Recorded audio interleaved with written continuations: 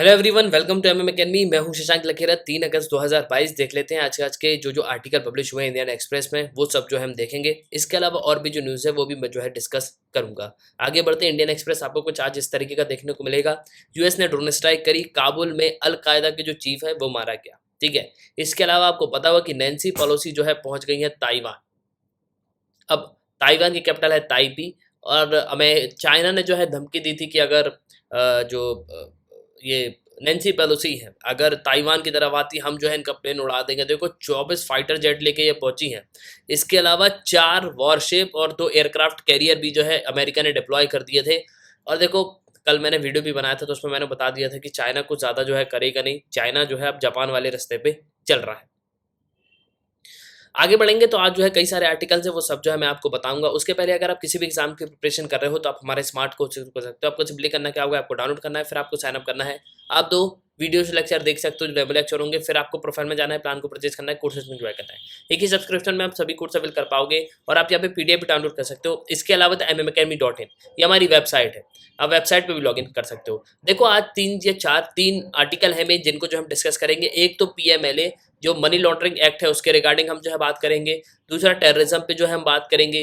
तीसरा जो इशू है वो आरटीआई एक्ट से रिलेटेड है। आरटीआई एक्ट जो 2005 में आया था, उसके बाद अगर आप देखोगे तो काफ़ी सारी प्रॉब्लम्स जो है हमको देखने को मिल रही हैं। लोगों को प्रॉपर जो है आरटीआई मतलब राइट टू इन्फॉर्मेशन जो है बिल्कुल यहाँ पे नहीं मिल रही। ठीक है।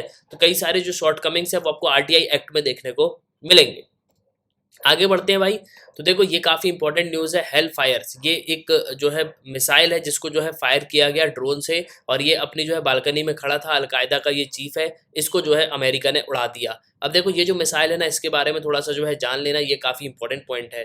दूसरा, ताइवान में जो है, ताइवान को मैप में देख लेना, चाइना से जो है बिल्कुल इसकी बॉर्डर लगती है, मतलब थोड़ी दूरी पे है, बीच में सी है। लेकिन पेलोसी जो है फाइनली ताइवान पे जो है लैंड हो गई है। चाइना ने वार्निंग दी थी तब भी, तो कहीं ना कहीं अमेरिका ने जो है अपनी इज्जत जो है बचा ली है।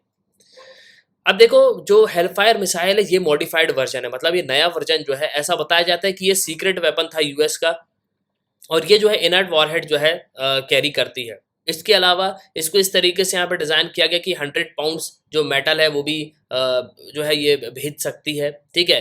तो कहीं भी अगर आप बिल्डिंग में किसी भी कार के ऊपर से जो है हम इसको मार सकते हैं। और सबसे इंपॉर्टेंट बात यहाँ पे यह है कि किसी भी इंडिविजुअल और प्रॉपर्टी को जो है डैमेज नहीं पहुंचाएगी। जिसको भी हमको मारना होगा डायरेक्ट जो है हम उसको मार सकते हैं। अब देखो अगर आप एडिटोरियल सेक्शन में जाओगे तो आपको जो है बहुत सारे आर्टिकल्स देखने को मिलेंगे। तो सबसे पहले इन रफ वेदर जो है ये आर्टिकल जो है हम डिस्कस करते हैं। पहले मैं थोड़ा जूम इन कर लेता हूँ। यहाँ पे जो है आपको पूरी चीज़ें जो है समझ में आ जाएंगी। अब देखो यहाँ पे हो क्या रहा है कि हाल ही में आपको पता है कि सेशन चल रहा है, मानसून सेशन चल रहा है, तो यहाँ पे जो है सवाल जवाब चलते रहते हैं। तो फाइनेंस मिनिस्टर से यहाँ पे पूछा गया कि ये इंडियन इकोनॉमी जो है इतनी वर्स्ट पोजीशन पे देखने को मिल रही है, महंगाई जो है बढ़ती जा रही है, इसके अलावा रिसेशन में भी जो है आने की उम्मीद है। और अगर आप प्राइस राइज का इशू देखोगे तो ये एम्प्लॉयमेंट जो अपॉर्चुनिटीज़ हैं वो बिल्कुल जो है कम होती जा रही हैं। और इस चीज़ को जो है हाउस में यहाँ पे पूछा गया। तो अपोजिशन पार्टी जो है यहाँ पे ये कहती हैं कि भैया इकोनॉमी जो है बिल्कुल घिसटती जा रही है। इसके अलावा जो आम आदमी है वो उसके लिए जो है बहुत ज़्यादा डिफिकल्ट हो गया कि वो किस तरीके से अपनी जो लाइफ है उसको यहाँ पे जिएगा। जॉब की कमी है। इसके अलावा अगर आप देखोगे तो प्राइसेस जो है बढ़ती जा रही हैं। अब गवर्नेंस पॉलिसीज़ की जो है यहाँ पे बात करी जा रही है कि भैया गवर्नेंस की जो है बहुत ही ज़्यादा कमी हमको देखने को मिल रही, प्रॉपर गवर्नेंस जो है यहाँ पे नहीं है। ठीक है। तो फाइनेंस मिनिस्टर ने यहाँ पे ये कहा डिफेंस में कि भैया अगर आप ये चीज़ देख रहे हो कि भारत की इकोनॉमी जो है कैसी चल रही है, तो अगर आप डाटा देखोगे तो भारत की स्थिति जो है काफ़ी अच्छी आपको देखने को मिलेगी। ठीक है। यहाँ पे आप देख भी सकते हो। उन्होंने ये कहा कि मैक्रो इकोनॉमिक फंडामेंटल्स जो है ये परफेक्ट हैं। इसके अलावा इंडिया जो है काफ़ी अच्छी पोजीशन पे है अगर आप उसके नेबर से देखोगे तो। वहीं सीतारमन ने इस चीज़ को भी कहा कि अगर आप डाटा का रेंज ऑफ डाटा भी देखोगे तो यहाँ पे ये शो करता है कि कोई भी क्वेश्चन जो है पूछने की यहाँ पे ज़रूरत नहीं है, और हमारा जो देश है वो रिसेशन या स्टैग्फ्लेशन में जो है बिल्कुल यहाँ पे नहीं जाने वाला। ठीक है। लेकिन सीतारमन ने यहाँ पे इस चीज़ को करेक्ट भी किया कि हाँ, इंडिया में जो है थोड़ा सा हमको टेक्निकल रिसेशन जरूर देखने को मिल सकता है। और अपोजिशन ने यहाँ पे ये कहा कि भैया इस डिफिकल्ट पीरियड को जो है किस तरीके से भारत यहाँ पे झेलेगा। देखो अगर आप इन्फ्लेशन देखते हो तो रिसेंट डाटा जो है वो यहाँ पे ये कहता है कि भैया अगर 7.01% जो है ये जून में हमको इन्फ्लेशन देखने को मिला। अब इसका मतलब क्या है कि इन्फ्लेशन जो है ये सेंट्रल बैंक्स का जो टारगेट रहा है उससे ज़्यादा ही हमको देखने को मिल रहा है। ठीक है। तो ±4% होता है ना इन्फ्लेशन, लेकिन यहाँ पे करीब 7% हमको देखने को मिल रहा है। ठीक है। वहीं अगर आप देखोगे तो डेवलप्ड वर्ल्ड की तरफ, मतलब दूसरे देशों की तरफ आप देखोगे तो उनमें जो है काफ़ी ज़्यादा प्रॉब्लम देखने को आपको मिलेगी। ठीक है। दूसरे देशों में आप देखोगे तो आपको जो है काफ़ी बेकार स्थिति देखने को मिलेगी। अब मैं ऐसा क्यों कह रहा हूँ, आप उठा के देख लो, अमेरिका में 9% इन्फ्लेशन है, इसके अलावा और भी देशों में 20% है। पाकिस्तान की तो हालत ख़राब हो गई। मैंने जो है टोयोटा फॉर्च्यूनर का प्राइस देखा है तो करीब 1.6 करोड़ रुपीज़ हो गया है, ठीक है। जो लेजेंडर 55 लाख रुपीज़ की यहाँ पे है तो वहाँ पे 1.6 लाख की हो गई। स्विफ्ट ऐसा बताते हैं करीब 20 से 25 लाख रुपए की हो गई है। 6 लाख रुपए जो है सीधे सीधे बढ़ गए हैं। तो इतनी महंगाई जो है आपको पाकिस्तान में देखने को मिलेगी, ठीक है।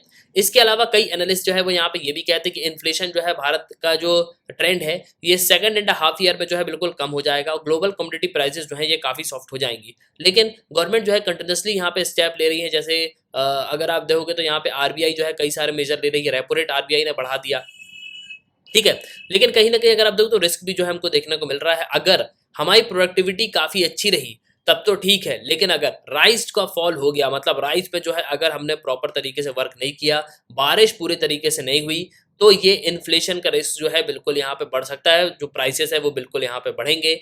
तो देखो यहाँ पे इकोनॉमी में जो है मतलब दूसरा इफेक्ट है, एडवर्ट इफेक्ट है, वो भी जो है हमको देखने को मिल सकता है। तो कई सारे जो है कौन है, लेकिन उन सबको जो है सॉल्व करना है। और आरबीआई की मॉनेटरी पॉलिसी जो है यहाँ पे ये कहती है कि वो किसी काम की नहीं है। मतलब राइटर ने पहले यहाँ पे ऐसा कहा था, लेकिन आरबीआई को जो है जो रेपो रेट है उस पर यहाँ पे काम करना चाहिए। तो आरबीआई के पास एक ही टूल है, रेपो रेट, उसी से जो है ये पूरे इन्फ्लेशन को यहाँ पे कंट्रोल कर रहे हैं। लेकिन वहीं अगर आप रिवर्स जो डोमेस्टिक एक्टिविटी देखोगे तो ये जो है काफ़ी बढ़ती हुई हमको नजर आ रही है। सेंट्रल बैंक ने प्रोजेक्ट किया है कि इकोनॉमी जो है ये 7.2% से ग्रो होगी 2022-23 में। वहीं अगर आप देखोगे तो आईएमएफ यहाँ पे ये कहता है कि भैया ग्लोबली 7.4% जो है ये हमको ग्रोथ जो है देखने को मिलने वाली है, ठीक है। इसके अलावा अगर आप प्रेजेंट जो जो चीज़ें हैं वो अगर आप देखोगे तो आपको जो है यहाँ पे समझ में आएगा कि भैया प्रेजेंट जो है किस तरीके की स्थिति आपको देखने को मिलेगी। तो यहाँ पे अगर आप देखोगे तो ये कहा जा रहा है कि भैया 4% जो है ये जो ग्रोथ है वो जो है हमको देखने को मिलने वाली है। अब देखो भारत जो है एक फास्टेस्ट ग्रोइंग इकोनॉमी में से है और वर्ल्ड की जो बेस्ट इकोनॉमीज है ना, वर्ल्ड की कई सारी इकोनॉमीज जो है उनमें आपको प्रॉब्लम देखने को मिलेगा, ठीक है। तो मेनली कहीं ना कहीं जो है कई सारी प्रॉब्लम्स हैं। और देखो ग्लोबल मैक्रो इकोनॉमिक्स एनवायरनमेंट अगर आप देखो तो काफ़ी चेंज होता हुआ नजर आ रहा है। अगर आप लेटेस्ट डाटा देखोगे वर्ल्ड इकोनॉमिक रिपोर्ट आउटलुक का, तो आईएमएफ यहाँ पे ये कहता है कि ग्लोबल जो ग्रोथ है वो 2022 में 0.4% जो है कम होगी। इसके अलावा अगर आप वर्ल्ड ट्रेड वॉल्यूम भी देखोगे, मतलब गुड्स एंड सर्विसेज का, तो इसमें भी 0.9% जो है कमी हमको देखने को मिलेगी। इसके अलावा अगर आप और भी फोरकास्ट देखोगे तो यहाँ पे जो है और भी जो नीचे आने की जो है पूरी उम्मीद है। लेकिन वहीं अगर आप ग्लोबल आउटपुट देखोगे, स्लोअर वर्ल्ड ट्रेड देखोगे, तो ये जो है इंडिया के एक्सपोर्ट में भी जो है हमको देखने को मिल सकता है। तो मेनली जिस तरीके से ग्लोबली यहाँ पे इम्पैक्ट पड़ रहा है, देखो ये एक देश की बात नहीं है, ये ग्लोबली जो है इम्पैक्ट हो रहा है। अब यहाँ पे क्या हो रहा है कि सप्लाई चेन जो है उसकी वजह से यहाँ पे पूरा इफेक्ट जो है हमको देखने को मिल रहा है, ठीक है। तो मेनली यहाँ पे जो है इसी चीज़ को कहा जा रहा है। अब देखो अगर हम आगे बढ़ते हैं तो यहाँ पे ये कहा जा रहा है कि अगर इस तरीके से पूरी इकोनॉमी को जो है अगर हमने टैकल नहीं किया तो इससे जो है काफ़ी प्रॉब्लम हो सकती हैं। तो भाई अगर ग्रोथ प्रॉपर नहीं हुई, ठीक है, तो उससे जो है काफ़ी प्रॉब्लम हमको जो है फेस करना पड़ सकता है। आगे बढ़ते हैं भाई, दूसरा आर्टिकल देख लेते हैं आज क्या बोल रहा है ये वाला। तो यहाँ पे अगर आप देखोगे ना तो ये है PMLA एंड इस डिस्कंसर्न। अब देखो यहाँ पे इस आर्टिकल के पहले तो ये वाला ज़रावरी वाले आर्टिकल को यहाँ पे समझ लो तो आपको जो है यहाँ पे ये इजी पड़ेगा ना। देखो यहाँ पे हो क्या रहा है कि अभी जो है हम बात कर रहे हैं किसकी, एक आतंकवादी की, ठीक है। यहाँ पे देखो ये, अब देखो यहाँ पे क्या हुआ, जवाहरी के बाद क्या होगा आखिरकार, ये आर्टिकल में जो है यहाँ पे ये कहा गया। अब देखो अयामन अल जलावरी ये अलकायदा का हेड था, काबुल में जो है ये सिचुएटेड था। ये काफ़ी इंपॉर्टेंट मूवमेंट है, ग्लोबल कैंपेन यहाँ पे चलाया था टेररिस्ट के अगेंस्ट में यूएस ने। उसके बाद जो है जरावरी को हाल ही में जो है मार दिया गया। और देखो जरावरी जो है ये काफ़ी उतना डेंजरस तो नहीं था, लेकिन जो है उसामा बिन लादेन का फेलो था और फ्रेंड था। अब देखो इसकी जो किलिंग है यूएस फोर्स ने कर दी, स्पेशल ऑपरेशन जो है चलाया गया पाकिस्तान में, जब मारा गया था किसको, 2011 में उसामा बिन लादेन को। इसके अलावा जो आईएसआई का राइज है वो भी अगर आप देखोगे तो यहाँ पे टेरर का जो है कॉम्बिनेशन हमको देखने को मिलता है। तो अलकायदा जो है यहाँ पे अपनी जो पोजीशन है वो बनाने की कोशिश कर रहा था, मतलब इसके बाद उसामा बिन लादेन के बाद। तो कहीं ना कहीं जो जरावरी है ना उसका काफ़ी बड़ा हाथ जो है आपको देखने को मिलेगा। अब देखो मोस्ट जो बिगेस्ट थ्रेट है वो यूरोप को थे, ठीक है ना। ISIS, इसके अलावा जो ISIS इंस्पायर्ड मॉड्यूल्स थे, इंडिविजुअल थे, वो सब जो है यूरोप में यहाँ पे काफ़ी ज़्यादा जो है एक्टिव हो गए हैं। अब देखो ओसामा बिन लादेन का जो बेटा है हमज़ा, वो भी जो है यूएस ने जो है यहाँ पे उड़ा दिया था उसको। इसके बाद अगर हम बात करें तो कहीं न कहीं जो अलकायदा है वो यहाँ पे क्या हो गया था, पूरे तरीके से लूज़ हो गया था। लेकिन वहीं अगर आप देखोगे तो जिस तरीके से अलकायदा यहाँ पे जो है लूज़ हो रहा था, इसके बाद जो लीडर है टेररिस्ट ग्रुप का वो यहाँ पे आगे आता है। इसके अलावा अगर आप देखोगे तो अमेरिका से लेकर इंडोनेशिया तक कई सारे जो प्रॉब्लम्स हैं वो हमको देखने को मिले, इनके कई सारे जो मॉडल्स हैं वो हमको देखने को मिल रहे हैं। और ज़रावरी जो है एक काफ़ी इसमें पोटेंशियल था कि ये जो है मोबिलाइज कर लेता था लोगों को। अब देखो रिसेंटली जो अलकायदा की आइडियोलॉजी रही है ना, और को प्लानर इनका जो मेन रहा है बिन लादेन, वो जो है यहाँ पे 1990 तक से लेके 2001 तक जो है काफ़ी चर्चा में रहा है, और इसने जो है कई सारे अटैक भी करवाए हैं। अगर हम इंडिया की बात करें तो अलकायदा जो है एक नई लीडरशिप जो है खड़ी कर सकता था, लेकिन भारत के लिए जो है काफ़ी ज़्यादा इंपॉर्टेंट है, और भारत के लिए बहुत बड़ा चैलेंज भी था। ठीक है, क्योंकि इंडिया से जो अफगानिस्तान पीओके आपको पता है लगा ही हुआ है। ठीक है, तो इंडिया का जो सक्सेसफुली जो एक ग्रुप था वो यहाँ पे फेल हो गया। और अगर आप देखोगे तो कहीं ना कहीं 2014 में जावरी ने जो है अनाउंस भी किया था कि हम जो है अलकायदा को इंडियन सब कॉन्टिनेंट में जो है फॉर्म करेंगे। लास्ट ईयर जो है जो कॉज में कश्मीर में जो कॉमन कॉज है कश्मीर जो कि प्रॉब्लम चलती रहती है, तो यहाँ पे कंडोलेंस मैसेज भी दिया था। तो यहाँ पे हुर्रियत लीडर जो कि सैयद अली शाह गिलानी थे, उनकी यहाँ पे डेथ हो गई थी ना, तो यहाँ पे इन्होंने क्या किया था, एक मैसेज भी जो है भेजा था। इसके अलावा अगर आप देखो तो हिजाब कंट्रोवर्सी जब कर्नाटका में हुई थी, तो उसके बाद भी जो है हमको काफ़ी प्रॉब्लम देखने को मिली। तो कहीं ना कहीं ये क्या कर रहा था, ये जो है यहाँ पे मुस्लिमों को इकट्ठा कर रहा था और आर्म्स को जो है यहाँ पे इकट्ठा कर रहा था, और अपना इंटरेस्ट जो है इंडिया की तरफ दिखा रहा था कि अब जो है हम इंडिया की तरफ भी यहाँ पे बढ़ेंगे। अब जरावरी यहाँ पे मारा गया, कैसे मारा इसको, तो ये बालकनी में बढ़िया जो है चाय वाय पी रहा होगा, और हेल फायर मिसाइल जो है ये फाइट की गई। देखो हेल फायर मिसाइल काफ़ी इंपॉर्टेंट है, ये ध्यान रखना हेल फायर क्या है।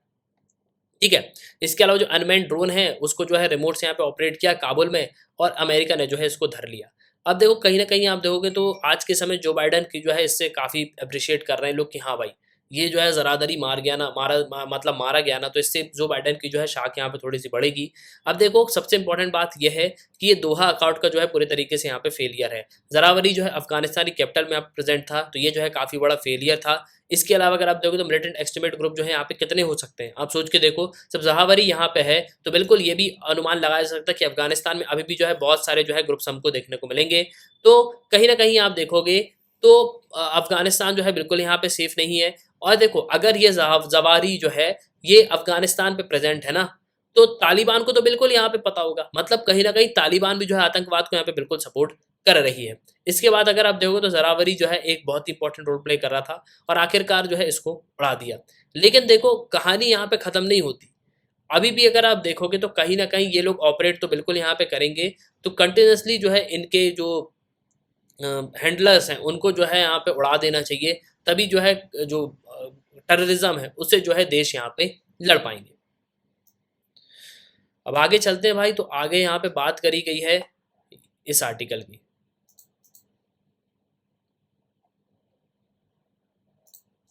तो भाई यहाँ पे जो है पीएमएलए की बात करते हैं। देखो prevention of money laundering act 2000। ठीक है, अब देखो यहाँ पे क्या हुआ है कि अगर आप सिटीजन्स को देखोगे तो इंडिया में जो है मनी लॉन्ड्रिंग के लिए कोई भी एक सीरियस क्राइम नहीं है। मतलब भारत में ऐसा माना जाता है कि मनी लॉन्ड्रिंग जो है कोई भी यहाँ पे सीरियस क्राइम नहीं है, और ये क्या करता है हमारी यूनिटी और इंटीग्रिटी को जो है यहाँ पे खतरा, मतलब खतरा है, और वर्ल्ड ऑर्डर को भी जो है ये काफ़ी प्रॉब्लम में डालता है।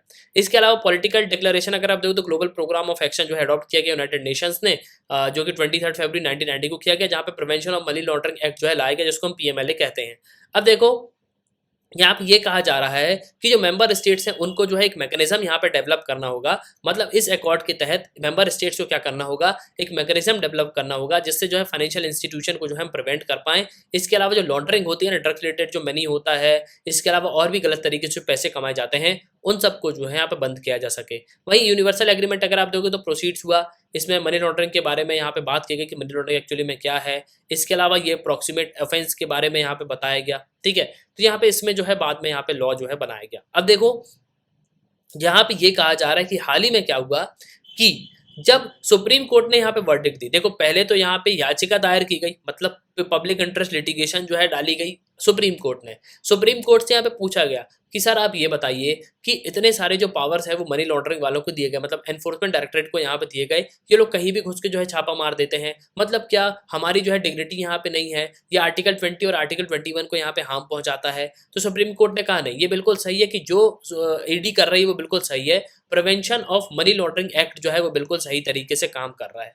अब देखो, जो जस्टिस A N खाविलकर है, इसके अलावा दिनेश महेश्वरी और CT रवि कुमार, इन्होंने जो है यहाँ पे मेजर कॉन्स्टिट्यूशनल चैलेंजेस जो है यहाँ पे बताए थे। मतलब इन्होंने जो है यहाँ पे क्या किया कि वर्डिक्ट यहाँ पे दी, उसके बाद जो है जो राइटर है वो यहाँ पे कई सारे कंसर्न्स बता रहे हैं कि भैया PMLA मतलब मनी लॉन्ड्रिंग जो एक्ट है उसमें करीब 240 रिलेटेड पिटीशन हमको देखने को मिली। अब इंटरनेशनल इंस्ट्रूमेंट अगर आप देखो तो यहाँ पे बेसिक वियना कन्वेंशन है, पेलेरोमा कन्वेंशन हैं, ठीक है, यहाँ पे सॉफ्ट लॉ स्टैंडर्ड्स हैं जो कि फाइनेंशियल एक्शन टास्क फोर्स 1989 में यहाँ पे स्टेब्लिश की गई। तो यहाँ पे कई सारे जो और भी स्ट्रक्चर्स हैं वो हमको जो है देखने को मिलते हैं।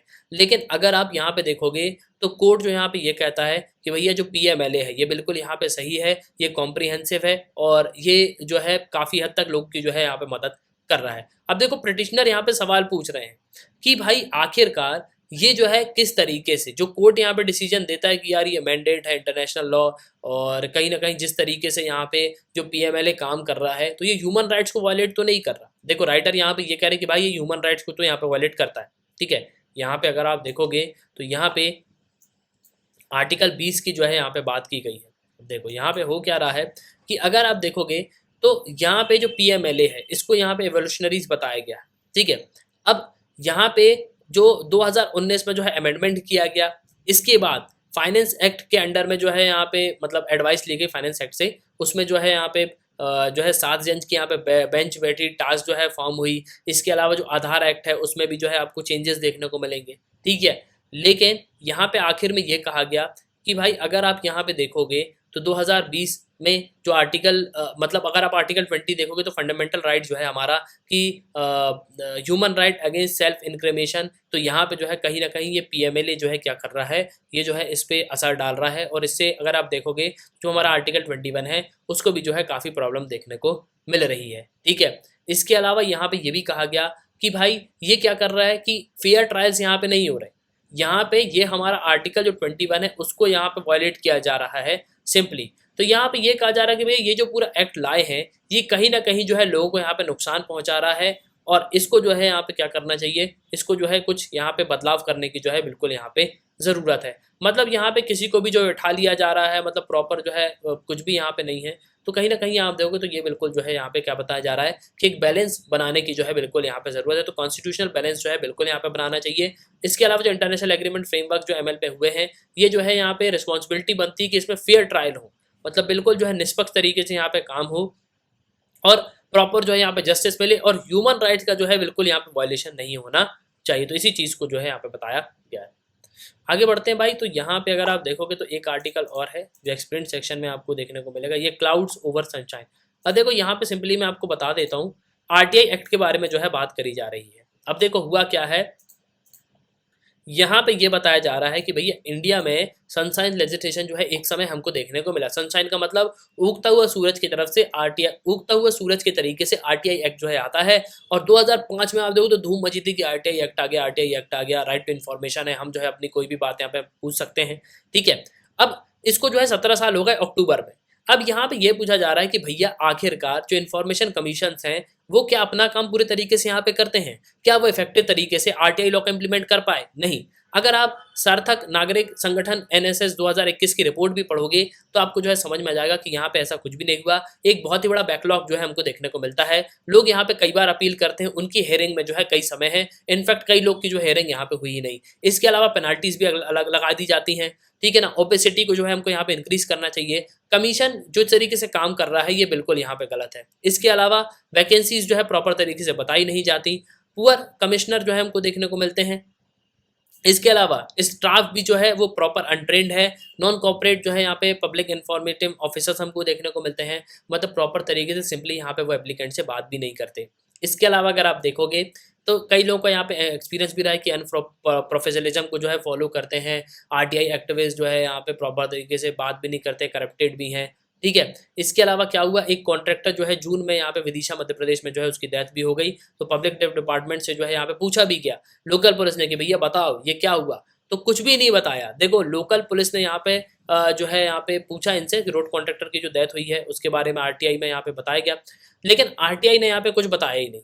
ठीक है, तो इस तरीके से जो यहाँ पे काम चल रहा है। वही अगर आप कॉमनवेल्थ ह्यूमन राइट इनिशिएटिव देखोगे तो यहाँ पे 99 आरटीआई एक्टिविस्ट जो है यहाँ पे अपनी लाइफ जो है गंवा चुके हैं। इसके अलावा 187 असॉल्ट हुए, 187 को जो है थ्रेटन किया गया 2006 में।